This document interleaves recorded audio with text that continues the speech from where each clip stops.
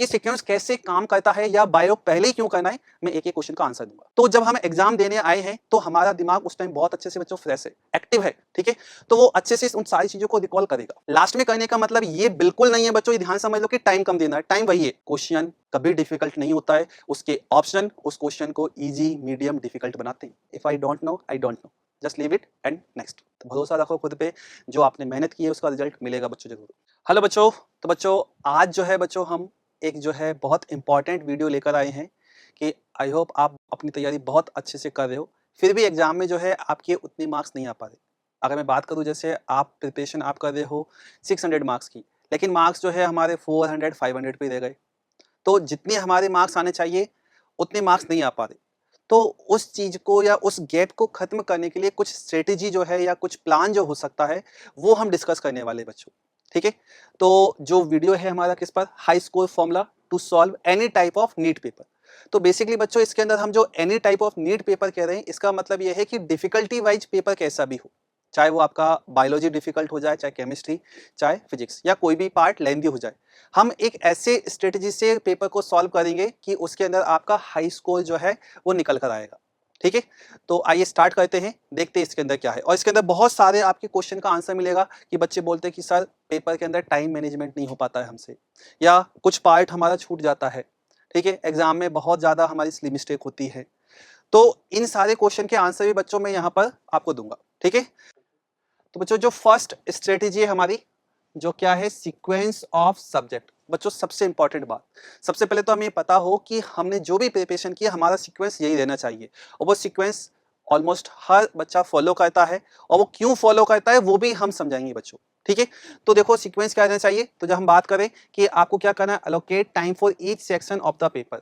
जब भी पेपर हम सॉल्व करने जा रहे हैं, हम हर एक सेक्शन को एक टाइम हम पहले ही प्रोवाइड करें कि इससे ज्यादा टाइम इसमें नहीं देना है हमें, ठीक है। हर सेक्शन को टाइम बाउंड करना है, टाइम एक फिक्स टाइम हम बात कर रहे हैं। जैसे हम बात करें बायोलॉजी, तो बायोलॉजी के अंदर हमें पहले आप कह सकते हो 45 टू 50 मिनट के अंदर हम मैक्सिमम टाइम की हम बात कर रहे हैं, और जैसे ही बायोलॉजी का पेपर हमारा सॉल्व होता है उसके बाद OMR भी फिल कर देनी है। मतलब इस क्वेश्चन का भी आंसर मिल गया कि हम OMR कब फिल करें। तो पूरी OMR एकदम लास्ट में नहीं करना है, पहले बायो का सेक्शन हमने खत्म किया ऑलमोस्ट 45 टू 50 मिनट में, और OMR फिल की।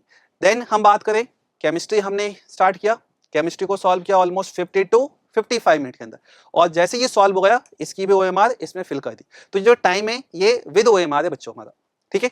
नेक्स्ट हम बात करें, फिर फिजिक्स हमने स्टार्ट किया, और फिजिक्स के लिए जितना भी टाइम हमारा बचा हुआ है वो उसमें दे सकते हैं, और उसकी OMR फिल करेंगे हम। ये सीक्वेंस हमने लिया बच्चों, ठीक है, यही सीक्वेंस हमें एग्जाम में भी फॉलो करना है, एंड आई होप इसी सीक्वेंस की हम प्रैक्टिस करते आए हैं। तो हमें पता हो जिस चीज की हम प्रैक्टिस सबसे ज्यादा करते हैं वो बाय डिफॉल्ट आपको, आप कह सकते हैं उस प्रैक्टिस या उस वर्क के अंदर हम एक्सपर्ट हो जाते हैं, तो उसको चेंज ना करें हम कहीं, ठीक है। अब ये सीक्वेंस कैसे काम करता है या बायो पहले ही क्यों करना है, मैं एक एक क्वेश्चन का आंसर दूंगा, ठीक है बच्चों। तो पॉइंट आता है बायोलॉजी जो है हमारा, botany plus zoology, why first, सबसे पहले क्यों अटेम्प्ट करें, ठीक है। तो चलो बच्चों देखते हैं क्या कहा हमने। बायोलॉजी के अंदर 90 क्वेश्चंस होते हैं आउट ऑफ 180। चीजें जनरल है लेकिन उनको हम फॉलो नहीं करते हैं, तो वही चीज मैं बता रहा हूँ क्या क्या चीज हमें और ध्यान में रखनी। 90 क्वेश्चन होते हैं आउट ऑफ 180, मतलब 50% पार्ट जो टोटल मार्क्स है 720 में से कितना 360 वो बायो का है। 50% पार्ट सबसे बड़ा पार्ट है, ठीक है, making it the highest weighted section. ये सबको पता होता है, नई चीज नहीं है कोई, ठीक है, लेकिन फिर भी हम भूल जाते हैं। तो हमने क्या कहा, finishing it early secure a significant portion of your score. इसका मतलब क्या हुआ कि आपने 45 टू 50 जो मिनट है उसके अंदर एक अच्छा जो सिग्निफिकेंट स्कोर है वो कम टाइम में आपने स्कोर कर लिया, ठीक है। देन हम बात करें कि इसको ही क्यों कहते हैं बायो को, तो जो क्वेश्चन होते हैं वो जनरली क्या होते हैं, हमारे मेमोरी बेस्ड होते हैं, ठीक है, मेमोरी बेस्ड होते हैं, and straight forward requiring recall rather than complex calculation. तो जो कैलकुलेशन होती है हमारी फिजिक्स के अंदर, थोड़ी बहुत केमिस्ट्री में होती है, तो यहाँ पर ऐसी कैलकुलेशन नहीं है, रिकॉल वाला मेमोरी बेस्ड। तो जब हम एग्जाम देने आए हैं तो हमारा दिमाग उस टाइम बहुत अच्छे से बच्चों फ्रेश है, एक्टिव है, ठीक है, तो वो अच्छे से उन सारी चीजों को रिकॉल करेगा, ठीक है। तो ये हमने पॉइंट कहा यहाँ पर, and this allow to you to answer the quickly, topper aim to complete it in 45 to 50 minute, leaving more time for other section, ठीक है। Then starting with biology boost confidence as it is typically the strongest subject for most NEET aspirant setting a positive tone for the exam. एक positive आप कह सकते हो confidence हमारे अंदर आ जाता है कि हाँ आधा जो है पेपर या आप कह सकते हो आधा जो स्कोर है 360 वाला पार्ट हमने फर्स्ट जो है 1/3 टाइम में ही कर लिया है। ठीक है, मतलब हम कह सकते हैं कि आधा पेपर हमारा स्टार्टिंग के 45-50 मिनट में जो है सॉल्व हो गया, तो एक कॉन्फिडेंस आता है हमारे अंदर। ठीक है, तो ये तो बात हुई बायोलॉजी की। कुल मिला कह सकते हैं कि मेमोरी बेस्ड स्ट्रेट फॉरवर्ड होते हैं, बहुत कॉम्प्लेक्स क्वेश्चन नहीं है। तो यहाँ पर हम क्या कह सकते हैं कि आपको रिकॉलिंग की जरूरत पड़ती है, तो स्टार्टिंग में ये करो। ठीक है, तो माइंड अच्छे से आंसर देगा। बस जब भी इसको सॉल्व कर रहे हो तो एक चीज ध्यान रहे कि हमें जो है बिल्कुल 100% फोकस होकर या फुल कॉन्सेंट्रेशन के साथ पेपर अटेम्प्ट करना है। ठीक है, क्योंकि यहाँ पर कैलकुलेशन नहीं है, और कैलकुलेशन जहाँ पर नहीं है पार्ट ईजी है, तो एरर होने के चांसेस बढ़ जाते हैं, क्योंकि स्पीड ज़्यादा है ना। स्पीड अगर बढ़ेगी तो कहीं ना कहीं एक्यूरेसी को गड़बड़ कर सकता है, तो ये चीज़ का ध्यान रहे। ठीक है, नेक्स्ट हम बात करते हैं बच्चों केमिस्ट्री। केमिस्ट्री को हम सेकेंड नंबर पे क्यों लें? ठीक है, तो पहले पॉइंट समझते क्या लिखा है। केमिस्ट्री में 45 क्वेश्चन है, 180 मार्क्स आता है, and include A mix of theoretical, numerical and conceptual question. ठीक है, मतलब इसके अंदर क्या है, आपका थियोरेटिकल भी है, रिकॉल करने की जरूरत पड़ेगी, न्यूमेरिकल भी है, थोड़ी बहुत कैलकुलेशन भी है, कॉन्सेप्चुअल भी है। ठीक है, तो हम कह सकते हैं कि ये बायो के कंपेयर में थोड़ा सा क्या है, थोड़ा सा बायो जैसा ही हो चुका है, क्योंकि आप थियोरेटिकल क्वेश्चन सॉल्व कर रहे हो, कॉन्सेप्चुअल भी है, न्यूमेरिकल भी है। मॉडरेटली आप कह सकते हो टाइम कंज्यूमिंग है, लेकिन less than physics. After biology your mind is still fresh, जो हमने स्टार्टिंग में बात की थी, and chemistry is a blend of quick organic inorganic recall question and manageable calculation make it से लॉजिकल नेक्स्ट स्टेप। यही हमने बात की, ये एक्चुअल में क्या हो गया, आपका मिक्स हो गया। कहा ना हमने यहाँ पर क्या हो चुका है, ये मिक्स हो चुका है। इसके अंदर आपके पास ऑर्गेनिक इनऑर्गेनिक और जो कैलकुलेशन है वो मैनेजेबल है आपके पास। ठीक है, तो इसको सेकेंड नंबर पे लेना ज्यादा सही है। Completing it in 50 to 55 minute keeps you on track, leaving ample time for physics। तो यही चीज होती है बच्चों, टाइम मैनेजमेंट जो हम कह रहे हैं ना, वो यही है। ठीक है, तो यहाँ पर अब आपको क्या लगा कि हाँ हमारा पेपर जो है ऑलमोस्ट, मतलब क्वेश्चन वाइज बात करें तो 180 क्वेश्चन में से हम कितने 45 मतलब 135 जो क्वेश्चन है या उनके रेस्पेक्ट में जो मार्क्स है वो हमने कंप्लीट कर लिया है। कितने घंटे में? 2 घंटे से कम टाइम में। तो अब आराम से हमारे पास टाइम बचा ना फिजिक्स के लिए। ठीक है, अब फिजिक्स के लिए हम बात करते हैं बच्चों, देखो क्यों लास्ट में करना। लास्ट में करने का मतलब ये बिल्कुल नहीं है बच्चों, ये ध्यान समझ लो कि टाइम कम देना है, टाइम वही है। ठीक है, ये ध्यान रहे बहुत अच्छे से। तो physics also is 45 question 180 marks but often involve complex problem solving, derivation and calculation, making it most time intensive and mentally demanding section। मतलब आपको इसके अंदर दिमाग बहुत अच्छे से लगाना पड़ेगा, कॉन्सेप्ट यूज करने पड़ेंगे। ठीक है, मतलब इसमें रटने वाला पार्ट हम जो समझे या जो फैक्ट वाला होता है, इंफॉर्मेशन मेमोरी बेस्ड, वो पार्ट कम है, इसलिए हम इसको लास्ट में ले दें, क्योंकि उन चीज़ों की प्रैक्टिस हमने की होगी अच्छे से। ठीक है, by tackling it last you can allocate around 60 minute, और इससे भी ज़्यादा जो हमने टाइम सेव किया है to focus on accuracy without highly pressure। ठीक है, and many students find physics challenging, so doing it after securing marks in biology and chemistry reduce the stress। तो सीक्वेंस ही बहुत कुछ बच्चों हमें बता रहा है, पेपर का सीक्वेंस जो हमने लिया है उसको हम उसकी इंपॉर्टेंस नहीं समझते।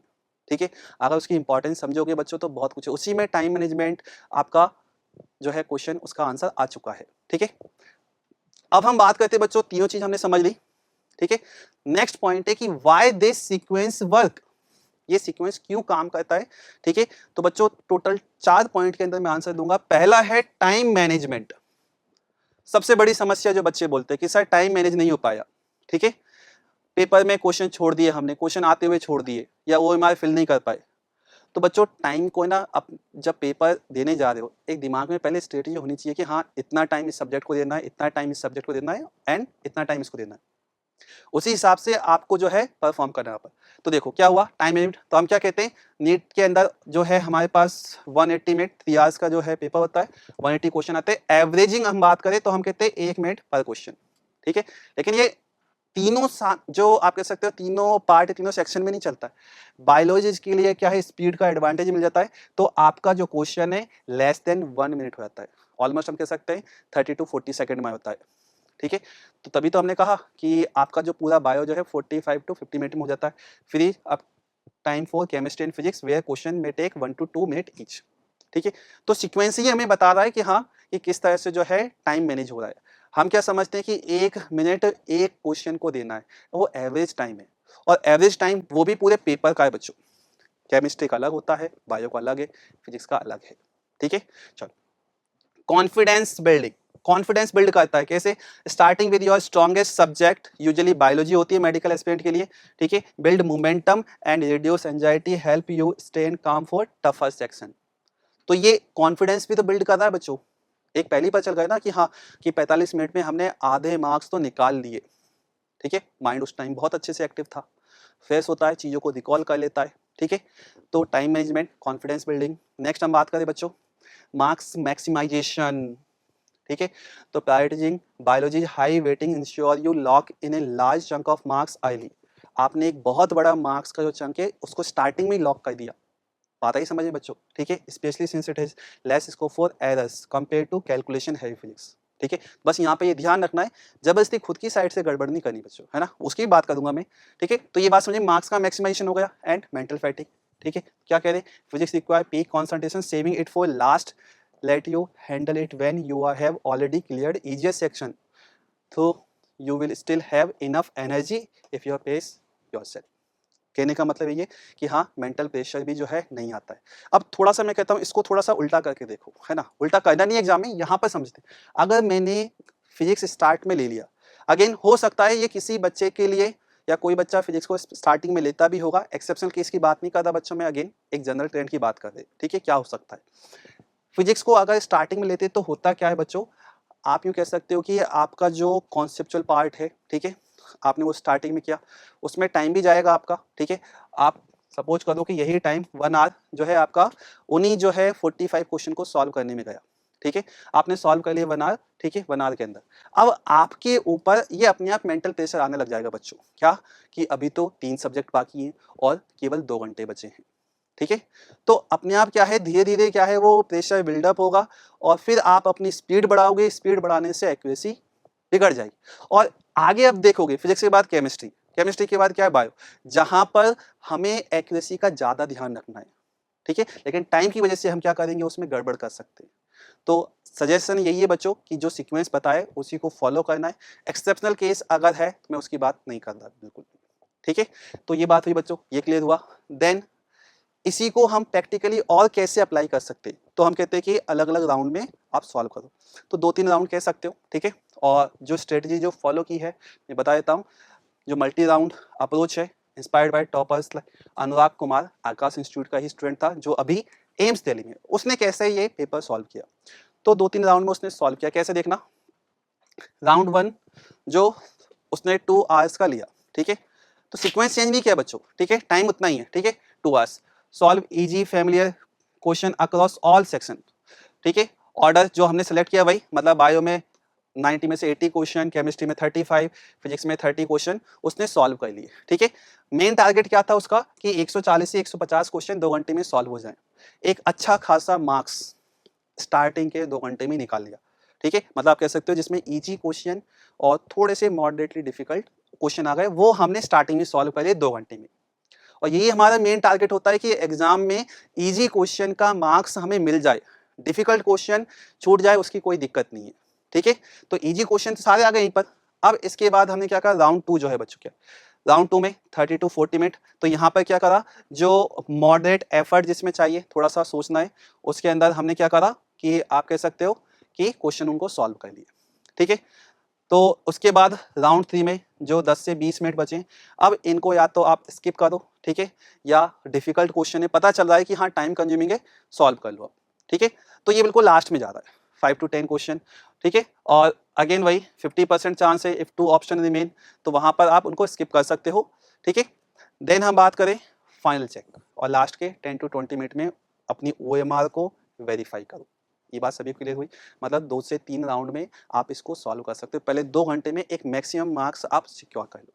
ठीक है, सीक्वेंस नहीं बदलना है, ये ध्यान रहे। ठीक है, देन फिर जो हमने फर्स्ट राउंड में छोड़े थे, अब उनमें के अंदर से 5-5, 6-6 क्वेश्चन जो भी हैं, जो नंबर बचा हुआ है उनको सॉल्व करें। ठीक है, अगेन पूरा राउंड हो जाए, और फिर लास्ट में टाइम बचता है तो आप जो डिफिकल्ट क्वेश्चन है उन पर ट्राई कर सकते हो, जो नहीं आता उसको नहीं छोड़ देंगे बच्चों उसको।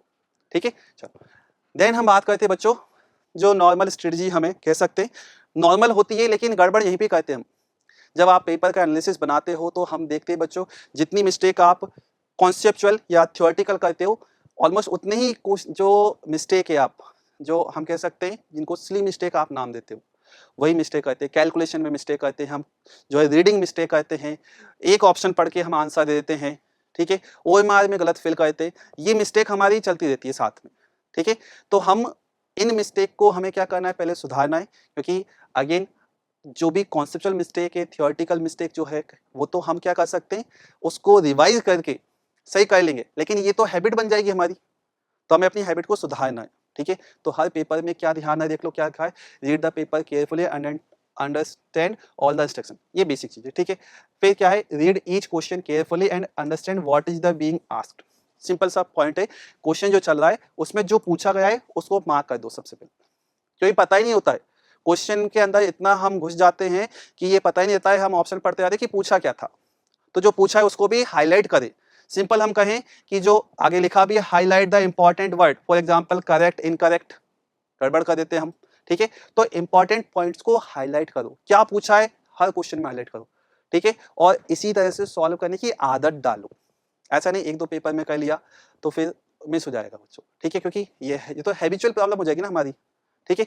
देन जो भी क्वेश्चन सॉल्व करें न्यूमेरिकल यूनिट का बहुत अच्छे से ध्यान रखो। कभी कभी होता क्या है, क्वेश्चन आसान होता है और होता भी है बच्चों, जब क्वेश्चन सीधा फॉर्मूला बेस्ड है तो एग्जामिनर जनरली यूनिट के अंदर कंफ्यूज करेगा या फिर क्वेश्चन की कैलकुलेशन को वो थोड़ा सा कॉम्प्लेक्स बना देगा, बस ये तरीका होता है, ठीक है। तो ये बात क्लियर सभी को। नेक्स्ट हम बात करते हैं बच्चों, देखो क्या है पॉइंट हमारा, answering the strategy, answering strategy. और बहुत ज्यादा काम की पॉइंट्स भले ही कम लग रहे हैं लेकिन जब आप अप्लाई करते हो बहुत सारी चीज इनसे सॉल्व होती है। पहला जो लिखा है एलिमिनेशन अप्रोच, बच्चों बहुत ज्यादा काम में लेना स्टार्ट कर दो इसको। मैं एक लाइन बार बार हर क्लास में बोलता हूं बच्चों, क्वेश्चन जो है कभी डिफिकल्ट नहीं होता है, उसके ऑप्शन उस क्वेश्चन को इजी मीडियम डिफिकल्ट बनाते हैं। तो आप केवल क्वेश्चन में फंसे पड़े हो, ऑप्शन देख ही नहीं रहे हो, तो हमें ये समझ में आए कि हमें वो 4 ऑप्शन में आंसर देना है। हम अपनी ही जो है इस दुनिया में जो है सोचने लग रहे, हमें ये पता ही नहीं है कि जो भी हम सोच रहे उसका आंसर यहां तक लाना है, हमें नहीं में चाय में लाना। तो हमें रूट पता होना चाहिए कि जो भी हम सोच रहे, जो हमारे थॉट प्रोसेस है वो कैसा होना चाहिए कि वो जाके हमारे उन 4 ऑप्शन पे लैंड करे। बात समझ, ऐसा नहीं हम अलग ही दुनिया में सोच रहे और फिर देखते कि अरे तो ऑप्शन में ऐसा था ही नहीं, ठीक है। तो एलिमिनेशन मेथड का यूज करें, और एलिमिनेशन से होता क्या बच्चों, चारों ऑप्शन पढ़ने की आदत डलेगी हमें, वरना होता क्या है, एक ऑप्शन देखा, 2 ऑप्शन देखा, टिक कर देते हैं, बस आगे देखते नहीं है। तो एलिमिनेशन अप्रोच का जब यूज करोगे, और खासकर ये कहाँ कहाँ पे सबसे ज्यादा काम में आता है, आप देखना बच्चों, सबसे ज्यादा जो मैच द कॉलम ऑर्डर वाले क्वेश्चन के अंदर काम आता है, ठीक है। मैच द कॉलम ऑर्डर वाले क्वेश्चन के अंदर ये वाला जो एलिमिनेशन अप्रोच बहुत काम आता है, ठीक है। और स्टेटमेंट वाले क्वेश्चन तो अच्छे से इसको यूज में लेना सीखो बच्चों, ठीक है। देन अप्रोक्सीमेशन टेक्निक, जो न्यूमेरिकल क्वेश्चन है उसके अंदर कितना अप्रोक्सीमेशन करें कितना नहीं, या हम ये समझे बच्चों की हमारी जो कैलकुलेशन है ना वो उन 4 ऑप्शन के ही आसपास चलनी चाहिए। अब पहले ऑप्शन को देख लो, ऑप्शन में अगर बहुत बड़ा वेरिएशन है, वेरिएशन अगर बहुत बड़ा है, मतलब आप कह सकते हो लार्ज रेंज दिख रही है, डिफरेंस बहुत ज्यादा है, तो आप अप्रोक्सीमेशन कर सकते हो आराम से, ठीक है। लेकिन अगर जो है डिफरेंस कम है तो अपने आप समझ जाओ कि हाँ हमें क्या करना है, जो अप्रोक्सीमेशन कम लगाना है। कम ज्यादा का मतलब समझ में आ रहा है, ठीक है। कि जैसे एक मैंने वैल्यू लिखी कि 8.3 है, एक नॉर्मल एग्जांपल लेता हूँ, तो अगर मुझे अप्रोक्सीमेशन कम रखना है तो मैं इसको 8 लेता हूँ, लेकिन अगर बहुत बड़ा डिफरेंस चल रहा है तो हो सकता है मैं कहीं पर इसको 10 भी ले जाऊँ, पता चल रहा है ना।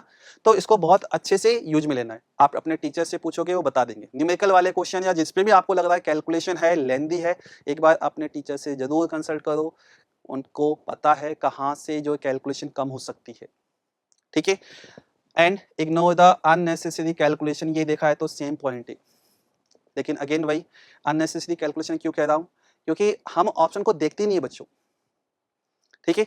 हम अपने मल्टीप्लीकेशन डिवीजन में लगे होते हैं और पता चल रहा होता है कि हाँ आंसर तो सीधा जो है, इसको इग्नोर कर दे डेसिमल के बाद डिजिट को, तो आंसर सीधा सीधा मिल रहा है। तो इस चीज को समझो बच्चों कि जो हमारे ऑप्शन है उनकी इंपॉर्टेंस बहुत ज्यादा है, ठीक है, ऑप्शन की इंपॉर्टेंस बहुत ज़्यादा है, उसी से हमें पता चलेगा कि सोचना क्या है, आंसर क्या देना है। ठीक है, चलो इसके अलावा जो कुछ नेक्स्ट पॉइंट है इनको समझना बच्चों, ये बहुत अच्छे पॉइंट। क्या लिखा है बच्चों? Never leave your sure for unsure. Meaning क्या हुआ? जिस चीज के बारे में हमें पता है, ठीक है, उसका फॉर्मूला पता है, क्वेश्चन समझ में आ गया, ठीक है, पता चल गया, तो उन क्वेश्चन को या उस क्वेश्चन को हमें कहना आता है, अब उसको छोड़ना नहीं है। कुल मिला के हम कह सकते हैं इजी क्वेश्चन। इजी मतलब वो तभी है इजी जब हमने पढ़ा है, नहीं पढ़ा तो इजी नहीं है वो। ठीक है, तो जो हमें आता है हमें वो पहले ये श्योर करना है कि हम उसका आंसर दें। ऐसा ना हो कि एक ऐसे क्वेश्चन में हम फंसे पड़े हैं जिसके अंदर हम जो है केवल 2 स्टेटमेंट पता है, तीसरे के बारे में पता नहीं है, चौथे के बारे में पता नहीं है, और हम वहां पर गैस करने लग रहे। बात आई समझ में? ठीक है, तो जहां पर आप 100% श्योर हो, ठीक है, उनको तो छोड़ना ही नहीं है। पहला पॉइंट क्लियर। ठीक है, सेकंड, नेक्स्ट जो है, नेक्स्ट जो मेरी स्ट्रेटजी क्या है, क्या लिखा है? Next next next, don't spend too much time on a single question. तो जब पेपर आप सॉल्व कर रहे हो, नेक्स्ट नेक्स्ट नेक्स्ट, अगर एक क्वेश्चन बहुत ज्यादा टाइम ले रहा है, समझ जाओ कि क्वेश्चन फंसा रहा है, तो अगेन नेक्स्ट पे बढ़ जाओ, उसको सेकंड राउंड के लिए छोड़ो ना, तीसरे राउंड के लिए छोड़ो। बात आई समझ में? दिमाग में ये क्लियर है कि 180 क्वेश्चन तक जाना है। ठीक है, ऐसा नहीं कि पहले दूसरे या चौथे पांचवें क्वेश्चन पे फंस के रह गए, हम आगे नहीं बढ़ रहे। तो हमें पता हो कि 180 क्वेश्चन तक बहुत सारे इजी क्वेश्चन मिलने वाले। ठीक है, नेक्स्ट क्या लिखा है? Answer the paper with confidence and patience so there is no silly mistake. तो जो भी क्वेश्चन का आंसर दे रहे हम, ठीक है, विद कॉन्फिडेंस पेशेंस के साथ दें। ठीक है, घबराना नहीं है एग्जाम में। ठीक है, वो 3 घंटे बच्चों बहुत अच्छे से पेशेंस के साथ हमें निकालने हैं, माइंड को एक्टिव रखते हुए। इसलिए जो ब्रेक मिला है ना बच्चों, आप समझो सीक्वेंस कैसे काम कर रहा है। जो आपने बायो का पेपर किया, आपने पहले सॉल्व कर लिया, अब जो ओएमआर भरे हो ना, ओएमआर भरते टाइम दिमाग को यूज मत लगाओ, क्वेश्चन नहीं पढ़ना, बस इतना है, पहले का दूसरा है, तीसरे का चौथा है, पांचवे का ये है, ये करना है। दिमाग को उतना एक्टिव मत रखो। अब एक्टिव मतलब मेरा समझ में आया? क्वेश्चन को अब अभी भी सॉल्व नहीं करना है आपको, क्या काम केवल ओएमआर भरने का, ओएमआर भरो बस, तो थोड़ा सा माइंड रिलैक्स रहेगा। तो जैसे ही बायो की ओएमआर फिल हो जाएगी, अब माइंड वापस से केमिस्ट्री में लगाओ पूरा। बात आई समझ में? और उसी टाइम पे जब ओएमआर फिल कर दी, बायो का पार्ट कंप्लीट हो गया, पानी पी लो अच्छे से, पानी पियोगे ठंडा पानी, तो क्या होगा, थोड़ा सा जो है काम डाउन होंगे हम। ठीक है, तो ये चीज हमें समझ में आई, सिली मिस्टेक नहीं करनी है, सिली मिस्टेक जैसा कुछ होता नहीं है, अगेन मैं कह रहा। नेक्स्ट जो पॉइंट है, if I don't know, I don't know, ये अपने दिमाग को, अपने आप को समझा लो, उस क्वेश्चन को छोड़ दो। एक ऐसा क्वेश्चन जिसके बारे में कोई अता पता नहीं है, नहीं पढ़ा, हम उसको पढ़ दें, 4 ऑप्शन सोचने लग रहे कि कहीं से तो इसका रिलेशन निकल जाए। तो कोई चीज अगर नहीं आ रही ना, if I don't know, I don't know, just leave it and next. ये बात समझ में आई? क्लियर रहे दिमाग में। ठीक है, तो ये वाला पॉइंट भी क्लियर। नेक्स्ट कुछ strategy, believe in yourself, अपने आप पे भरोसा रखो। You have prepared well, now trust yourself to ace this exam. भरोसा रखो अपने पास कि हमने जो प्रिपरेशन की है उसके अकॉर्डिंग हम अच्छा परफॉर्म करेंगे। घबराना नहीं है बच्चों। ठीक है, होता ये कि हम एग्जाम में क्वेश्चन जो है अलग देखते हैं, मतलब आईज कुछ अलग काम कर रही है, जो रीड कर रहे हैं, ठीक है, या दिमाग में वो क्वेश्चन गया, वहीं पे वो डाटा बदल गया, जब पेपर में लिख रहे हैं तो वहां पर कुछ और हो गया। तो ये सारी चीजें एक ही जो है, मतलब आप कह सकते हो सब कुछ सिंक्रोनाइज हो, ऐसा नहीं दिमाग में कुछ क्वेश्चन अलग चल रहा है। और ये होता है, बच्चे जो अभी पेपर के बारे में बताते हैं कि सर ये मैं तो यहाँ पर ये समझा था, हम क्वेश्चन पहले से प्रिपेयर करके बैठे, मतलब पेपर के अंदर क्वेश्चन सामने है और आधा क्वेश्चन पढ़ के आधा हम खुद बना रहे, तो वो नहीं करना है बच्चों।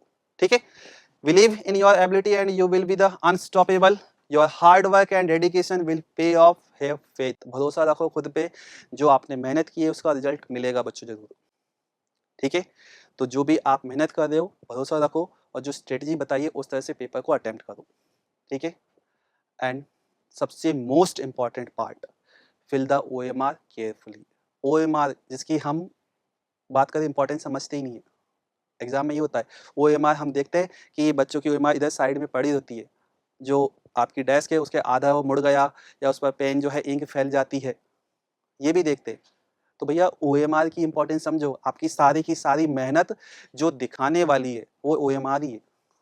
तो ओएमआर को बहुत अच्छे से केयरफुली फिल करो, आपका कोड क्या है, ठीक है, पेपर का कोड क्या था, आपका रोल नंबर क्या है, और जो क्वेश्चन फिल कर रहे हो ठीक है, क्वेश्चन का आंसर जो फिल कर रहे हो बहुत अच्छे से फिल करो, ये मिस्टेक भी बच्चे करते हैं। तो चीज़ें जनरल है, मैं कुछ ऐसा नहीं कुछ बहुत नया बता रहा, लेकिन आपको रिकॉल कर रहा हूँ कि जब तक आपको ये डूज एंड डोंट और खासकर डोंट वाली चीज़ पता होगी ना, तो हम अच्छे से काम कर पाएंगे, ठीक है। एंड जो भी चीज़ मैंने बच्चों को आपको बताई, अगर आपको कुछ क्वेश्चन या क्वेरी कुछ भी पूछनी हो तो आप इस वीडियो के कमेंट सेक्शन में आप मेरे से पूछ सकते हो। मैं उन क्वेश्चन को लेकर और आगे जो है आपको गाइड कर दूंगा, ठीक है।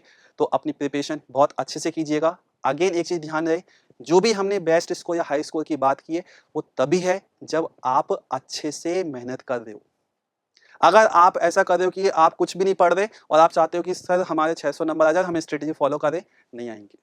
स्ट्रेटजी तभी काम करेगी बच्चों, पहले हमें पता हो स्ट्रेटजी जो है किस सीक्वेंस में हमें लगानी है या क्या वहां पर हमारा प्लान होना चाहिए, वो है, ठीक है। तो पहले हमारे पास कुछ आना चाहिए, मतलब थ्योरी हमें पता हो, हमने पढ़ाई की हो, तभी तो हम उसको अप्लाई कर पाएंगे, ठीक है।